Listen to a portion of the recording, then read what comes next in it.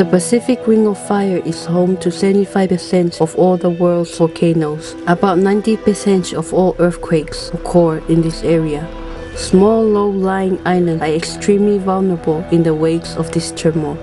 The Kingdom of Tonga is located within the Ring of Fire in the South Pacific Ocean and also lies within the Pacific Cyclone Zone. Tonga is geographically fragmented into 172 islands. Due to its location and the physical forms to these islands, Tonga is vulnerable to the external shocks of natural disasters. The frequency and intensity of natural disasters in Tonga, like earthquakes, droughts, cyclones, floods, volcanic eruptions, tsunamis, and storm surges, have increased and are expected to further increase in the future. A Category 4 cyclone with winds gusting up to 230 kilometres an hour has reached Vavau and Ha'apai groups of islands in Tonga. Detective Lance Corporal Lolo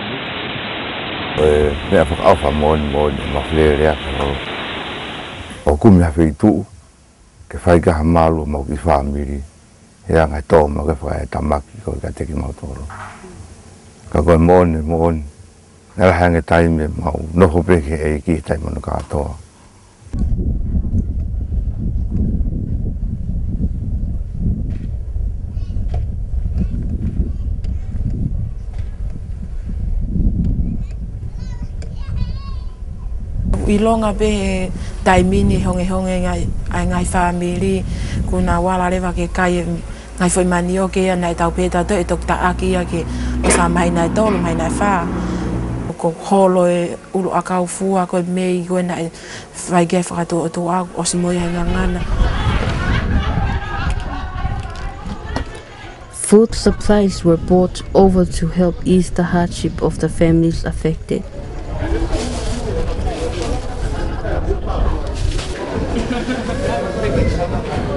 Na e fu fia pito e ai kakai mo kai nga mo whanau he mau e mea tokoni ke nau family na e fu mau inga pito e ai mea koe e mau he kakai koe o Ha'apai ko ki palo pale ma be na u pehe na hoko koe fuoloa koe ai how I relief ke taimi koe na e hoko koe ai cyclone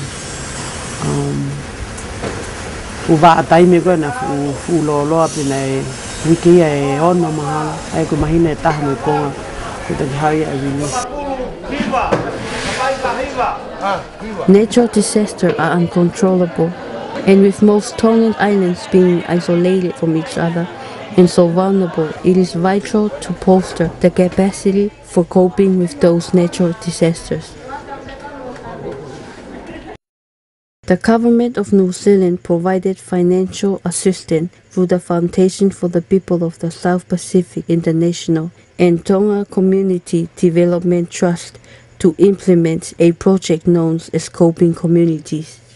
The aim of the project is to reduce the social, economic, and environmental impacts of natural disaster in Pacific Islands communities and economy, and also to promote the achievement of associated Millennium Development Goals. The first step of the project was to identify the vulnerable areas of the country and suitable locations to run the pilot project. Okay, it is important to involve them in the very beginning, especially in assessment of their vulnerability and capacity. So when you involve the community in the beginning, they will feel the ownership of the issues and the ownership of the action plan, and they will continue to participate in implementation of the activities that they have planned for. It was decided that the most suitable place to pilot the project was the Lifuka district of Ha'apai, as well as the villages of Koloa and Ho'oleva in Vava'u. And the one reason why we have selected these communities because they are the most vulnerable community. Koloa and Ho'oleva is the most vulnerable community in Vava'u, the main island, and Lifuka district is the most vulnerable in Ha'apai Islands. So in 2008, with the community action plans in place, the stage was set for the villagers to get involved.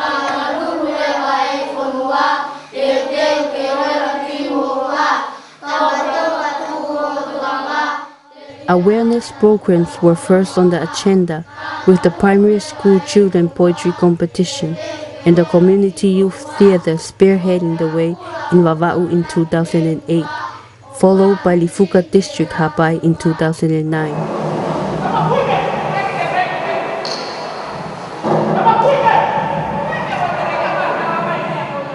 The youth that will participate in those theatre program, they will discuss it among themselves about the drama scripts and everything, and then at the same time they learn from each other the impacts of natural disaster in their community. They also learn from each other when they discuss and practice the drama, the strategies to address those issues. So when the youth members learn from each other and they develop the script and they dramatize the issues to the rest of the communities, the community will attend the drama night because their son or their daughters or their children are participating in the awareness theatre program. Not only that, but they have heard around the community about this drama night, and they will definitely engage because all their children are engaging in that program. Vava'u also produces TV programs expressing lessons learned as well as inform the community of upcoming events like meetings, tree planting and such.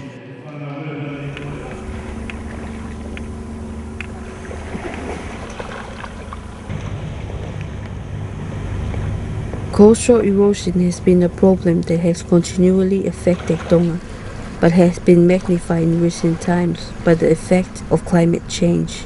Each day the high tide comes in, more and more lands washed away.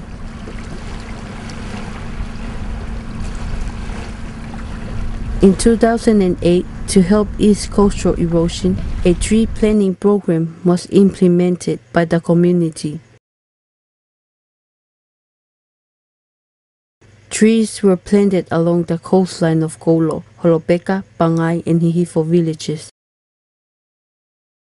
Mangrove were also replanted in Koloa and Holeva by the program.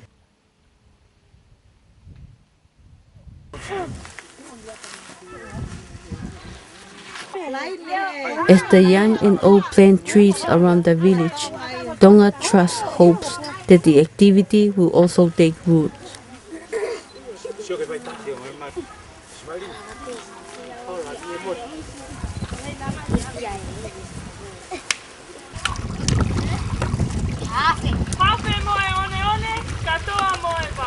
The program also collaborated with US Peace Corps and Vava'u Environment Protection Association in training primary school children on how to plant seed of mangrove and how to transplant the plants along the coastline.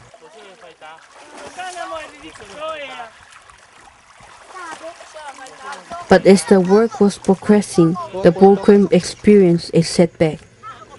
There was a little drought that happens. It was 3 months. And it happens in Hapai only. And so the community runs out of water, and they can water the plants, so they died. Storms also ripped plants from their plot along the coastline. This setback were compounded by the fact it discouraged some people's further involvement.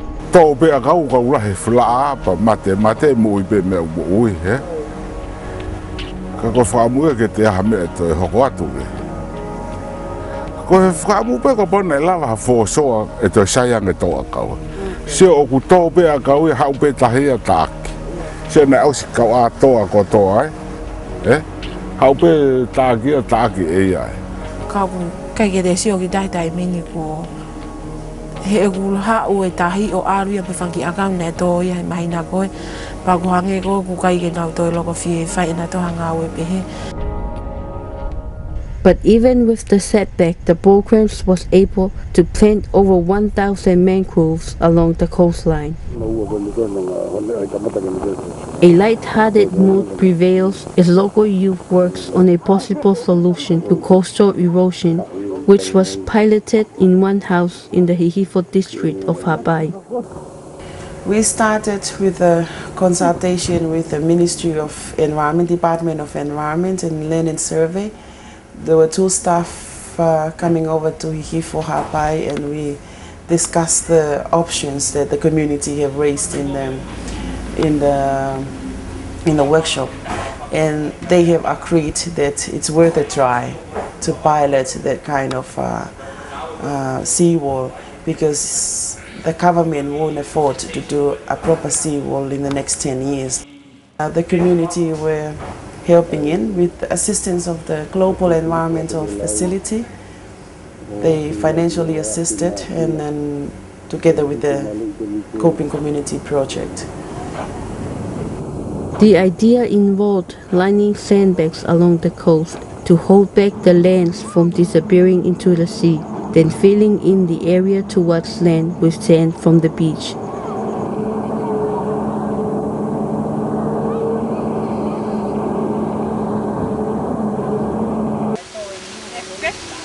It was really nice, and we were planning to start planting trees on top of those seawalls. But the happiness was short-lived.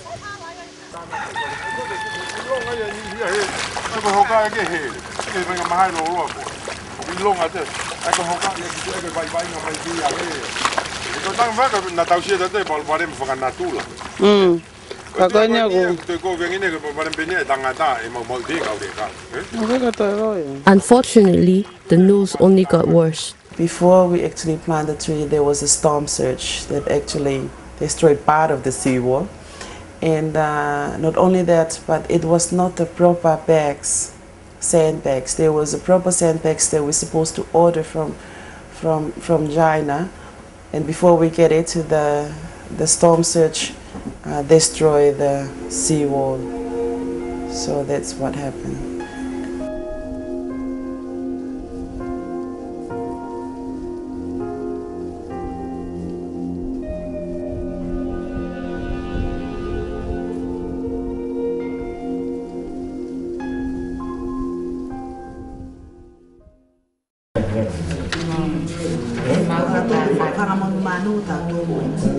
Another important aspect of coping communities was the need for information gathering.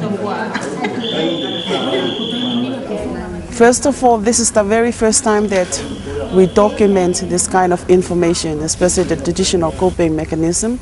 We had some research, and we had searched through the libraries in Tonga and through the internet, but there was no information about this. So this is the first manual on traditional coping mechanisms in Tonga.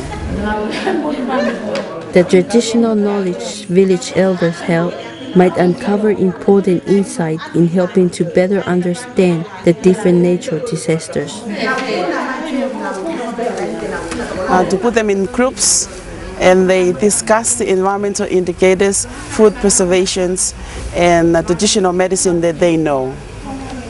So with a clear purpose, the program was determined to document the knowledge for further examinations. Workshops were held in the villages with invitation to elders and community leaders to gather the traditional knowledge that they possess. It was a long process of recording, revising, and confirming the information that they gathered. The traditional coping methods manual went through 3 revisions after discussion through the workshop, as well as one-on-one visit with village elders.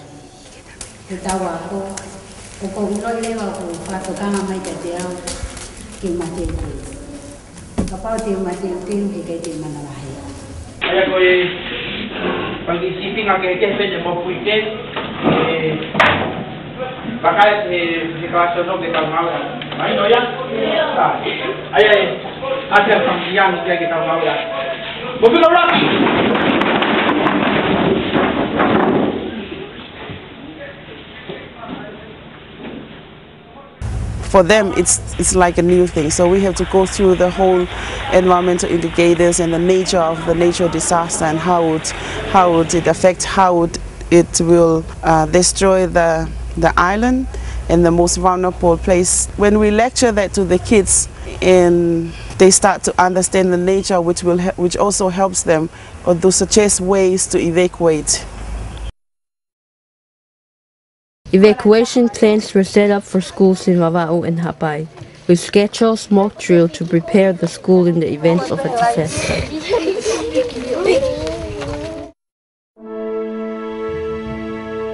A hazard only becomes a disaster when it is experienced by vulnerable people. Every community, no matter how poor, possesses both strengths and weaknesses which can affect its ability to respond to a disaster.